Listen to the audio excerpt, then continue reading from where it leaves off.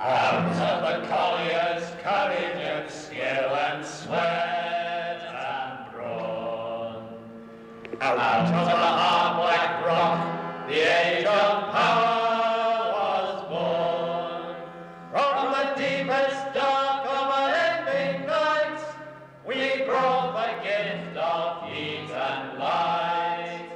Here in the hole, away in the cold, way down.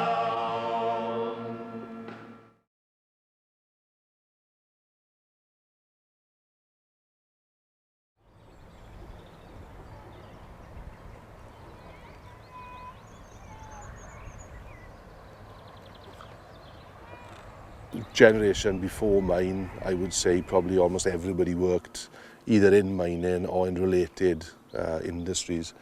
My generation sort of came through and the mines were starting to close, and I just ran past this idea of an outdoor sort of development company based in Seven Sisters. So we were the only ones really inside the coalfield that thought, well, okay, let's give it a go.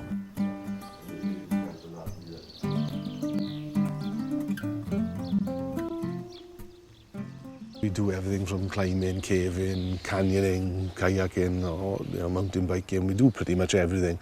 It is seasonal. I mean, more people do want to go in the outdoors during the drier, warmer periods of the year. But as I said, going back to what we started for, we're effectively a development company. We want to move people along, make people more aware of themselves, their own natural behaviours, and if people can move a little and understand themselves better, well, that's really our job done. I say we think the outdoors is the best classroom there is. If we delivered some of our management programs to our clients in a stuffy hotel room somewhere on a motorway somewhere, the result would be nothing like doing exactly the same sitting under this tree here. It just opens people's minds. They think differently. They think more freely, I think, is what we get out of it.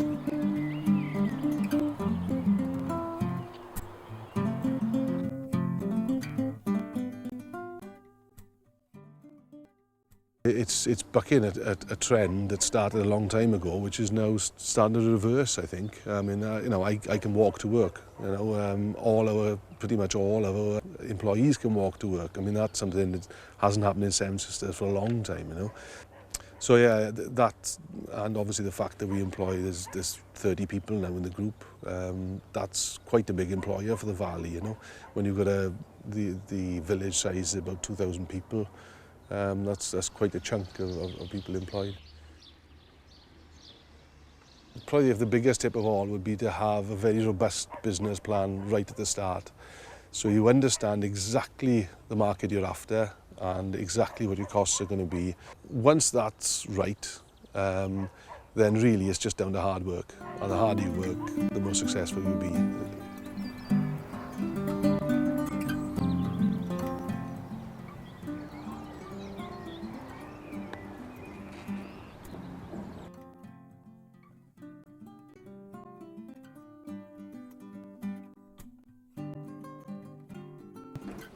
The Glencorrach Ponds are a community project that was set up in 1989 by a group of concerned members of the community who were worried about the decline of the area, and we'd already lost the coal mine in 1971.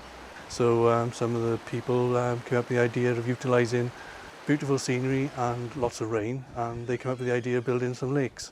We went out and got the support of the village by selling £1 shares in the project, and that raised £2,000. So we went to the Welsh office then and said, well, look, we got this project and the community is behind it.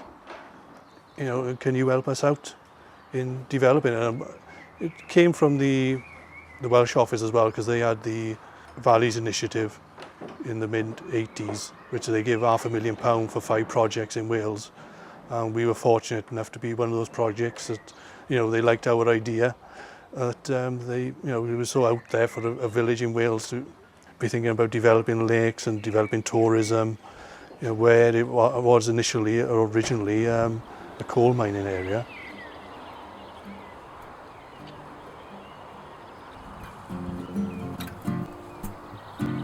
We've developed caravan park, little community businesses, but the biggest project we've done in 2006 was the development of a mountain bike centre.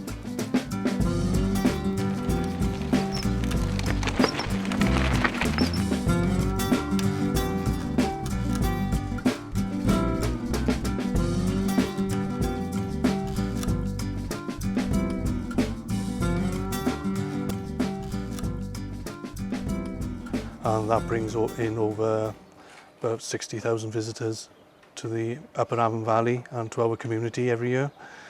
From when we started, when there was only 1 or 2 B&Bs in the area, now there's about 15 to 20.